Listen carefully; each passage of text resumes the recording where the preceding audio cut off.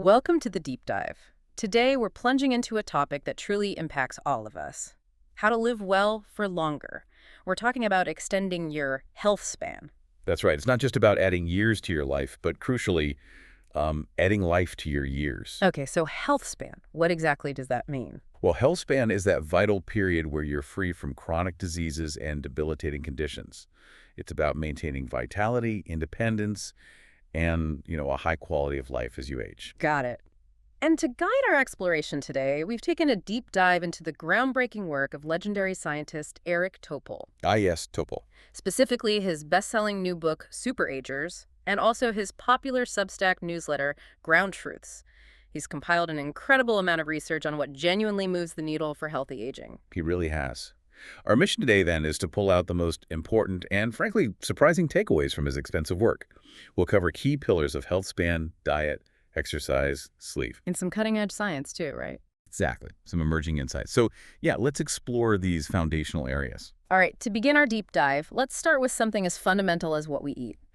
Eric Topol highlights a pretty stark fact. Poor diet is linked to 22% of all deaths globally.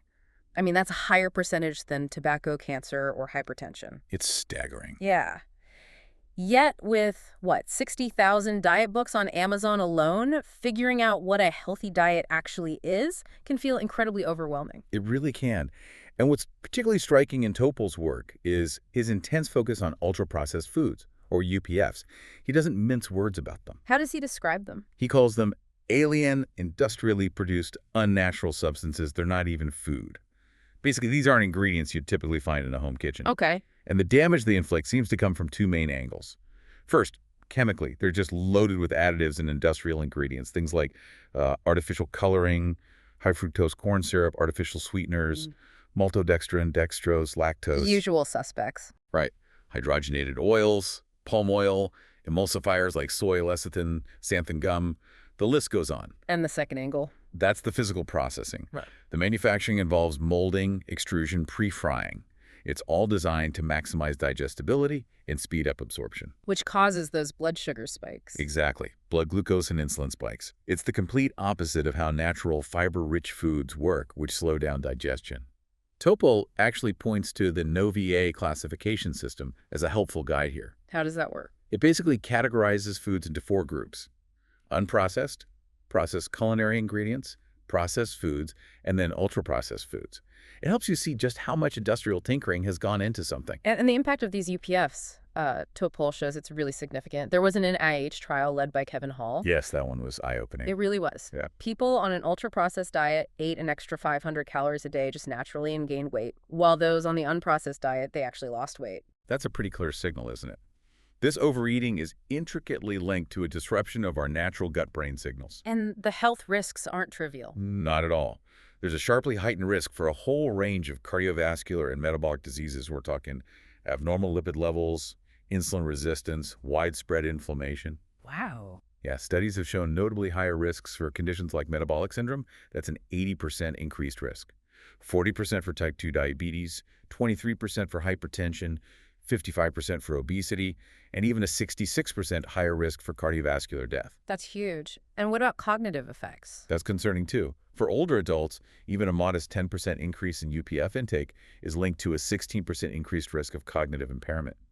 And things like processed red meat, bologna, bacon, hot dogs, regular consumption is associated with a 14% higher dementia risk. Topol also shares that self-experiment by Chris Van Teleken, the British physician scientist. Oh yeah, that was compelling. He spent a month eating 80% UPFs, gained 15 pounds. And the internal changes were dramatic. Huge changes in brain connectivity between habit and reward centers. His hunger hormones, leptin specifically, went 5-fold higher, and body-wide inflammation doubled. It's a powerful example. And it highlights that while genes play a role, diet has this massive impact. Interestingly, his identical twin on the same diet gained more weight, 44 pounds more. Wow, so there's individual variation too. Definitely. It shows that complex interaction between diet and our individual biology. But the clear message for health span, according to Topol, restrict UPFs to the lowest level possible. Okay, so practically speaking, when we're at the grocery store, what's the takeaway for us? Keep it simple. Read labels carefully. Avoid ingredients that sound like they belong in a chemistry lab, right? Right. Steer clear of added or fake sugars. Choose items with the fewest ingredients possible. And be really wary of those health claims. On packaging, they often mask highly processed contents. And the layout of the store. Topol often advises shopping the perimeter. That's where you usually find the fresh foods. The middle aisles. That's typically UPF territory. There's even an app, Open Food Facts, that can help you scan and identify these things. That raises an important question, though. Why isn't the U.S. joining other countries like Brazil and Israel in issuing official guidelines against UPFs? Well, Topol points directly to what he calls the supersized chokehold influence of multinational corporations, or big food, on regulatory bodies like the Department of Agriculture. Lobbying. Massive lobbying. He notes they spend twice as much as the tobacco and alcohol industries combined. And historically, the FDA has been, shall we say, slow to act on harmful additives already banned elsewhere, like in Europe, red dye number 3, brominated vegetable oil. Things still in our food here. Exactly. Topol suggests that, looking ahead, UPFs might eventually be regarded much like cigarettes are now. We might see calls for conspicuous labeling on foods and drinks, highlighting their risks. Okay, so beyond UPFs, Topol then dives into other dietary details, sweeteners, salt, and the big macronutrients. Carbs, protein, fat. Yes, his analysis is quite detailed there, too. Excessive sugar, especially from sugar-sweetened beverages, is undeniably bad. Full stop. Increases mortality risks. Yeah, increases all-cause, cardiovascular, and cancer mortality. High intake can even triple the risk of atrial fibrillation. Artificial sweeteners. It's more complicated. Mixed messages there. Conflicting reports, yeah. But overall, the data isn't exactly favorable, though maybe less concerning than high sugar itself. Topol does note stevia seems to be among the least concerning artificial sweeteners. And salt. We always hear about salt and blood pressure. The link to hypertension is clear, though how much it affects you varies individually. Moderate intake, maybe 1 to 2 teaspoons a day, is generally fine. But above 5 grams of sodium daily, cardiovascular risk increases. And the average American Consumes about 3.5 grams daily. So not terrible on average, but many are higher. Plus, high salt diets might also pose risks for cognitive impairment by reducing brain blood flow. So limiting added salt, maybe considering potassium chloride substitutes, can help. Okay, now onto the big 3 carbs, protein, and fat. What's the key message from Topol here? The type of macronutrient truly matters, not just the amount. He talks about carbotoxicity, but specifically for the bad carbs. So, distinguish between good and bad carbs. Absolutely. Good carbohydrates, think dietary fiber, non-starchy vegetables, legumes, fruits, whole grains. They actually reduce mortality and disease risk. Bad carbs, like fast-digesting sugars and refined grains, they spike insulin and lead to weight gain. And protein, especially as we age. Right. The current recommended daily allowance, the RDA, might actually be too low for older adults because we naturally lose muscle mass with age, sarcopenia. So more protein might help. It might, but it's tricky. Extremely high protein diets have been linked to issues like atherosclerosis and pro-inflammatory gut metabolites. Topol suggests up to maybe 1.2 grams per kilogram of body weight is reasonable. But be careful about the source. Yeah, he advises caution with leucine-rich animal proteins. Honestly, the science on optimal protein intake as we age is still evolving. It's hard to conduct those large-scale long-term trials. Understood. And what about fats? They've had such a roller coaster ride in dietary advice over the years. It's a fascinating area, isn't it? There's actually a dedicated gut-brain reward circuit just for fat intake, and it synergizes with sugar to promote overeating. Making fatty, sugary things irresistible. Pretty much. But surprisingly, dairy, which was demonized for its fat content for so long, is now linked in some studies to reduced cardiovascular disease and type 2 diabetes risk, especially things like unsweetened yogurt and harder cheeses. So the type of fat is key again. Absolutely crucial. Healthy fats, the monounsaturated and polyunsaturated fats from plant sources like olive oil, avocados, nuts, seeds, they're associated with substantial reductions in cardiovascular and type 2 diabetes risk, unlike trans fats, which are clearly harmful. What about diets like keto? Even popular diets like the ketogenic diet, while they can be useful for weight loss short-term, Topol points out they carry risks like potentially higher cholesterol, brain fog for some, and even fatty liver disease. It really hammers home that quality over quantity is the consistent theme, isn't it? It really is. It's about making conscious, informed choices about the quality of what you're putting in your body. And finally, in this section on diet, Topol covers some common beverages and food categories we encounter daily. He does. Coffee, for instance. Mhm. It gets a pretty enthusiastic thumbs up. Really? Yeah. Linked to reduced mortality, up to 30% in some studies, especially around 4 cups a day, and lower risk of many diseases. Now, these are observational studies, so correlation isn't causation. But, But no clear harm. right, there's no evidence of harm to heart rhythm, and some studies even suggest a lower risk of arrhythmias. The exact why is still uncertain, but the benefits seem to outweigh any potential risks for most people. Okay, coffee good. Alcohol. Less blurry there. The evidence is much clearer. Moderate to heavy drinking does no good, period. What about the red wine myth? A glass for heart health. Largely refuted, according to Topol. Alcohol is classified as a carcinogen, and the risks increase significantly, even exponentially, beyond very light intake. Think maybe just 2 drinks per week. Okay. And red meat versus plant-based. Processed meats are carcinogenic, linked to high risk. Unprocessed red meats, labeled probably carcinogenic. So limit both. That's the strong suggestion. A shift towards plant-based diets, in contrast, is plainly healthier, linked to reduced risks of type 2 diabetes, all-cause mortality, cancer. A study on identical twins even showed plant-based diets slowed biological aging. But what about those processed plant-based alternatives? Good point. Need to be careful there, too. They can still be high in sodium and saturated fats, falling into that UPF category sometimes. Topol's bottom line is pretty clear. The more red meat, especially processed red meat, the less healthy you're likely to be. He then sort of brings it all together with the idea of a whole package of healthy eating and specifically mentions the Mediterranean diet. Yes, he really emphasizes this whole package approach.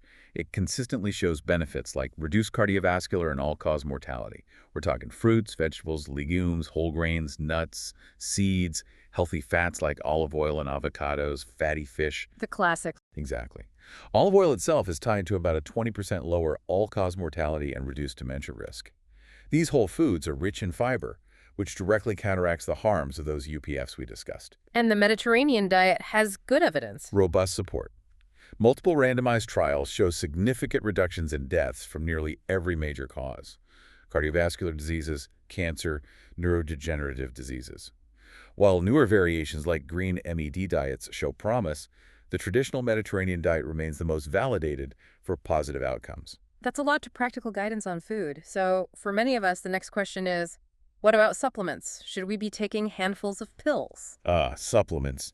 Topol takes a pretty firm stance here. He basically states there's little to no hard evidence for the benefit of most vitamins or supplements. Really? Even common ones? Yeah, especially if you're already eating a healthy diet. Even the really popular ones like vitamin D and omega-3s haven't shown clear benefits in large-scale trials. Any exceptions? A modest possible exception might be multivitamins for cognitive aging in older adults, but even that is still debated. There are some newer longevity vitamins, like taurine and choline, showing intriguing promise in early studies. Like in animals. Exactly, particularly taurine for promoting health span in animal models. But they lack that crucial human randomized trial verification. So, his practical advice: take them with a grain of salt. Don't rely on them instead of a healthy lifestyle. Okay, let's shift gears. Moving from what we put into our bodies to how we move them. Eric Topol calls regular exercise the single most effective medical intervention that we know. It's a powerful statement, isn't it? He says if you could design a drug that did everything exercise does, it would be a miracle breakthrough. And he's right. The impact is profound and truly body-wide. Exercise leads to favorable adaptations in nearly all organ systems: cardiovascular, brain, pancreas, muscles, gut, liver, fat, tissue, immune system. It's incredible. How does it work? It protects against atherosclerosis, improves heart function, reduces inflammation, enhances mitochondrial function. A randomized trial even showed inflammation biomarkers were suppressed more by exercise than by a GLP-1 drug. Wow. That leads us to something fascinating Topol discussed with Yuan Ashley from Stanford, MotiPAC. Ah, yes, the Molecular Transducers of Physical Activity Consortium. It's this massive NIH project, the world's largest study of exercise, right? Looking at thousands of molecules in rats and humans. Exactly. 800 rats, 2,400 people, looking at 17,000 molecules. And what's compelling are the initial findings from the rat studies. They showed that regular exercise literally changes every tissue dramatically. In surprising ways. Often in surprising ways. Like they saw dramatic changes to the adrenal gland, high enrichment of immune pathways in the small intestine, things you might not immediately connect to exercise. Really reinforces this idea of hormesis. Hormesis. Yeah, the idea that the body learns to deal with the recurrent beneficial stress of exercise activating deep repair mechanisms like heat shock proteins. Ashley commented that exercise is a multi-system, multi-tissue, multi-dimensional response. And because of that, An exercise pill just isn't going to be possible. The effects are too complex, too widespread. right. And the data also showed differences between sexes. Significant sex-specific findings, particularly in fat tissue biology. It really underscores how vital it is to study both sexes independently. We can respond almost like two different species sometimes. And the human part of Motupac. Well, we can't biopsy every organ in humans, obviously, but it includes skeletal muscle and fat biopsies, plus blood samples to look at things like DNA methylation, immune changes, connecting directly to longevity research. And the best part, all this Motupac data will be open science, fueling research for years. Ashley shared a great statistic. 1 minute of exercise bought you 5 minutes of extra life. And potentially more if it's high intensity, maybe 7 or 8 minutes. That came from that huge UK biobank study. Topol adds that just brisk walking 450 minutes a week was associated with living 4.5 years longer. And it's not just about physical health, is it? Not at all. Exercise is incredibly potent for mental well-being. Studies show things like dancing, walking, jogging can be more effective for depression than many common drugs. Plus, it's strongly linked to improved outcomes for various cancers, partly by boosting the immune system. So for someone listening, trying to figure it out, what does enough exercise actually look like? How do you start? Topol's advice, and Ashley echoes this, is primarily about building a habit. Consistency is key. Aim for 5 or 6 days a week, maybe at a consistent time. Does it have to be super intense? Not necessarily. It doesn't have to be grueling. Simply accumulating steps, moving regularly, that's really important. Ashley suggests a combination of aerobic and strength training, maybe a 2.1 ratio favoring aerobic, but both are crucial. And don't forget flexibility. Often overlooked. Totally. Especially important for older adults or anyone who sits a lot. Okay, but is more always better? Or do you hit a point of diminishing returns? That's a good question. Some studies suggest maybe no plateau for mortality reduction, meaning more is always slightly better. Others indicate benefits might level off around, say, 300, 600 minutes a week of moderate exercise or 150, 300 minutes of vigorous exercise. But no harm from doing too much. Importantly, the evidence strongly points against any loss of health benefits from too much physical activity for most people. The only real exception might be ultra-endurance athletes, who could face a slightly higher risk of atrial fibrillation. But for the vast majority, more movement is good. Despite all these clear benefits, it's quite striking. Only about 1 in 4 American adults actually meet the recommended guidelines for both aerobic and muscle strengthening. It is striking, and Topol highlights that even small changes can make a huge difference. Just 10 minutes of physical activity per day could prevent an estimated 110,000 deaths among American adults annually. Just 10 minutes. He also talks about steps.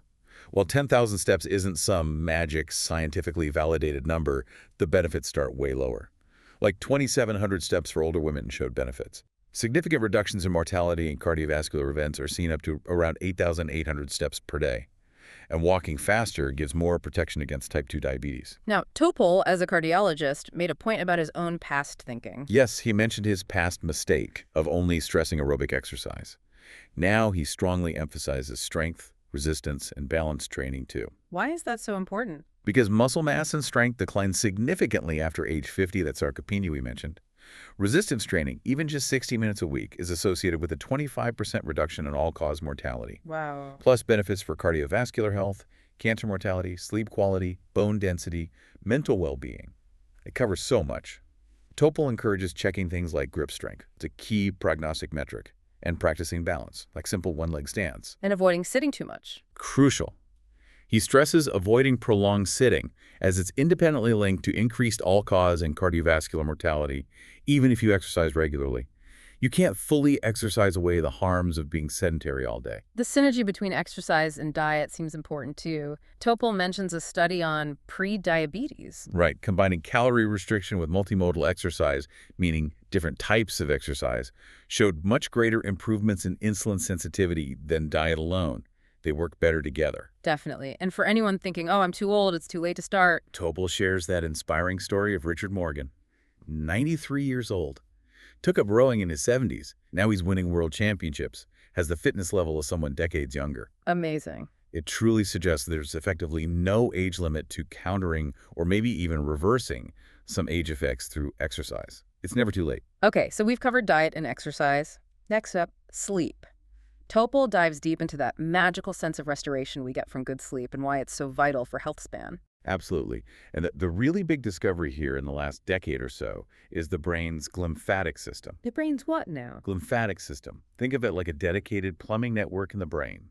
Its job is to clear out metabolic waste products, similar to how the lymphatic system works in the rest of the body. So it cleans the brain while we sleep. Exactly. This brainwashing, as some call it, primarily happens during non-REM sleep, especially that deep, slow-wave sleep. Macon Niedergard, the pioneer in this field, described it like turning on the dishwasher before you go to bed and waking up with a clean brain. That's a perfect analogy. And this waste clearance is absolutely critical for brain health. Just one night of sleep deprivation can lead to a measurable increase in beta amyloid, The protein linked to Alzheimer's. the very one. And chronic poor sleep is prospectively tied to the risk and progression of Alzheimer's disease. We're now getting confirmation from human studies about this glymphatic network. This raises a really concerning point, then, about something many people use, sleep aids. What does Topol say about those? Yeah, this is worrying. He highlights a new study showing that Ambien, zolpidem, a very common sleep medication, it actually suppresses norepinephrine levels. And norepinephrine is important for. It's key for driving that glymphatic flow, the brain cleaning. So ironically, the drug reduces the very waste clearance that sleep is supposed to enhance. So the drug might help you fall asleep, but harms a key function of sleep. Precisely. And other drugs might have similar adverse effects. Topol stresses that basically no commonly used sleep medications or supplements have been proven to improve waste clearance or deep sleep without significant side effects. That's quite a statement. So how much sleep do we actually need? And how does it change as we age? Around 7 hours seems to be the sweet spot, the optimal duration for most adults. Both too little less than 7 hours and actually too much more than 8 hours are associated with negative health outcomes. Like what? Increased all-cause mortality, declines in cognitive and mental health. And yes, as we age, deep sleep naturally decreases, sleep tends to become more fragmented, and our internal clock, the circadian rhythm, can shift earlier. Earlier bedtime, earlier awakening. Topol mentions that a huge chunk of Americans, maybe 35–40%, sleep less than 7 hours regularly. Yeah, and Americans generally get less sleep compared to some other developed countries. So for promoting healthy sleep and therefore brain health span, what does Topol emphasize? It really comes down to behavioral and lifestyle factors. Maintain a regular bedtime and wake-up time, even on weekends, as much as possible. Consistency. Consistency is huge. Regular exercise and regular meals, but with enough separation from bedtime. Think about that idea of early time-restricted eating, perhaps. Create a good sleep environment. Cool, fully dark, quiet. And screams. Avoid blue light from electronic devices close to bedtime. It really disrupts your circadian rhythm. And crucially, diagnose and manage sleep apnea if it's present. It affects a lot of adults, often undiagnosed, and it's linked to a doubled risk of cardiovascular and metabolic diseases. What about relaxation techniques? Things like relaxation techniques, meditation, and also digital cognitive behavioral therapy for insomnia, or CBTI, have shown real efficacy for improving sleep quality. He also mentioned sleep trackers briefly. Yeah, he notes that while they can help you identify triggers for poor sleep, their accuracy varies, the algorithms aren't standardized. And for some people, they can actually worsen anxiety about sleep. So use them cautiously. Okay, so beyond diet, exercise, and sleep, these core pillars, Eric Topol also delves into some environmental factors that maybe get less headline space, specifically social isolation and microplastics. Right. Social isolation and loneliness are really critical public health concerns. A big review, 90 studies, over 2 million people. Yet it linked loneliness to significantly increased all-cause mortality, cardiovascular mortality, and cancer-related mortality. Now, cause and effect isn't fully nailed down, but it's a powerful association. And interestingly, people with obesity seem more prone to it. It makes you wonder, could technology like generative AI eventually help mitigate loneliness? It's an intriguing question for the future, definitely. But then there's microplastics, something Topol discusses in his Ground Truths newsletter that sounds, well, truly alarming. It is deeply concerning. We know they're everywhere, but the latest research is hitting hard. A landmark study last March found microplastics and nanoplastics, MNPs, in the arterial plaque of nearly 60% of patients undergoing artery surgery. Inside the plaque itself. Inside the plaque. and their presence was linked to a massive 4.5-fold increase in subsequent all-cause mortality, heart attack, and stroke over the next few years. 4.5 times. And it gets worse. Unfortunately, yes. A new Nature Medicine study Topol reviewed shows that these MNPs accumulate in the brain at concentrations 7 to 30 times greater than in the liver or kidneys. In the brain. In the brain. And what's really alarming is that brain MMP concentrations were considerably higher in people with dementia compared to healthy brains. And these levels seem to have increased dramatically just between 2016 and 2024. Does this prove plastics cause dementia? It doesn't definitively prove cause and effect yet, but it's flanked by other concerning evidence. Another study in Science Advances, using a mouse model, showed MNPs in the bloodstream can cross the blood-brain barrier. Oh, wow. Yeah, cross the barrier, activate the brain's immune system, and lead to blood clots and neurological abnormalities. Topol refers to this whole issue as a plasticdemic, inciting aggressive inflammation throughout our bodies. Okay, that's terrifying. Facing something so pervasive, what can we realistically do? It feels overwhelming, but Topol suggests some practical steps. Actively try to avoid plastic-packaged foods and drinks whenever possible, use less synthetic fabric as they shed fibers, clean household dust regularly as it contains plastics. And heating plastics. Crucially, avoid heating plastic containers. Think microwaved ready meals in plastic trays, or even some plastic kettles. Heating leaches large amounts of microplastics into food and water. But individual actions only go so far. Exactly. Beyond individual steps, Topol emphasizes the urgent need for drastic cuts in overall plastic production and our reliance on single-use items. He calls it a crisis demanded immediate global attention. Okay, so this deep dive has covered a lot of these low-tech lifestyle factors, what Topol calls lifestyle plus cull. But he also highlights how cutting-edge, high-tech advancements are changing the game, right? Revolutionizing our understanding and ability to forecast health. Indeed. One major area is personalized nutrition, moving beyond the old one-size-fits-all diet advice. Because we're all different biologically. Exactly. As Topol explains, each person is unique. Wearable continuous glucose monitors, CGMs, are becoming much more accessible now. They let you see in real time how your blood glucose responds to different foods, exercise, sleep, stress. And our gut microbes play a role. A huge role. That landmark 2015 study from the Weizmann Institute really demonstrated that a person's unique gut microbiome is a key determinant of their glucose spikes after eating. So my response to bread might be totally different from yours. Precisely. This has led to randomized trials showing that algorithm-based personalized diets can significantly improve glucose regulation, especially for people with prediabetes. The NIH is investing heavily now in the Nutrition for Precision Health program. What does that involve? Collecting vast amounts of data, CGM data, microbiome data, genetics, DXA scans for body composition, even food photos analyzed by AI to really advance this field. It's still early days, but the goal is to integrate all this individual data using AI to figure out the optimal dynamic diet for you. That's fascinating. Another incredible frontier Topol discusses is the emergence of protein organ clocks, based on work by scientists like Tony Weisskori at Stanford. Yes, this is really cutting edge.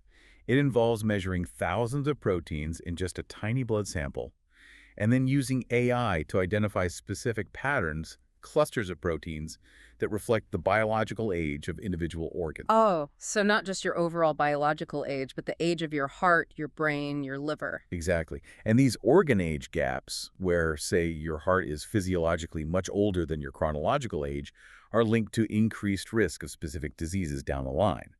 Accelerated heart aging predicts heart failure risk. Accelerated brain aging predicts Alzheimer's risk. So we could one day track the aging of each of our organs individually. That's quite a concept. It really is. And these organ clocks seem to be sensitive to interventions too. Studies show smoking accelerates aging across multiple organs, while moderate to vigorous exercise is associated with slower aging.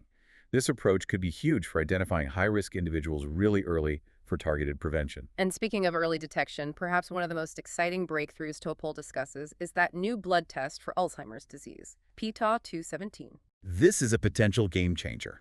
It's a highly accurate biomarker found in plasma, just a blood draw that tracks the underlying brain neuropathology of Alzheimer's. No need for an invasive spinal tap or expensive PT scans anymore for initial screening. And it detects risk early. Incredibly early. It can predict Alzheimer's disease risk more than 20 years before symptoms even begin. It's the earliest biomarker detection of risk we've ever had for Alzheimer's. 20 years. And here's the truly transformative part, according to Topol. p-tau217 levels are dynamic. Yes, they aren't fixed. They actually respond to interventions, including lifestyle changes like exercise. He cites a study showing substantial improvement in p-tau217 levels with comprehensive lifestyle changes. So it's not just predicting risk, it could track progress in prevention. Exactly. This opens up an entirely new vision for Alzheimer's prevention, much like how we use cholesterol levels to guide statin use for heart disease prevention.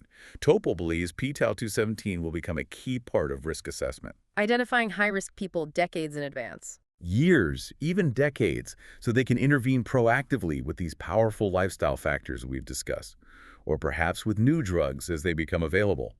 This could finally allow for the primary prevention of such a devastating age-related disease, something previously thought almost impossible. Wow. This deep dive into Eric Topol's superagers and ground truths really paints such a comprehensive picture of how we can actively work to expand our health span. It's clear the choices we make every day, what we eat, how we move, how we sleep, they have this profound interconnected impact. They really do. And these emerging high-tech tools, personalized nutrition, organ clocks, that Alzheimer's blood test, they're poised to give us unprecedented insights, allowing us to individualize strategies for prevention and health optimization like never before. So boiling it down for you, our listener, what does this all mean? Well, it means those low-tech lifestyle factors, diet, exercise, sleep, they remain absolutely paramount. They are incredibly potent drivers of health. Yep. But the exciting part is the future seems to offer this convergence, blending these foundational habits with powerful new data and insights. It helps us proactively manage our health span with much greater precision. The profound impact of making these choices is just undeniable.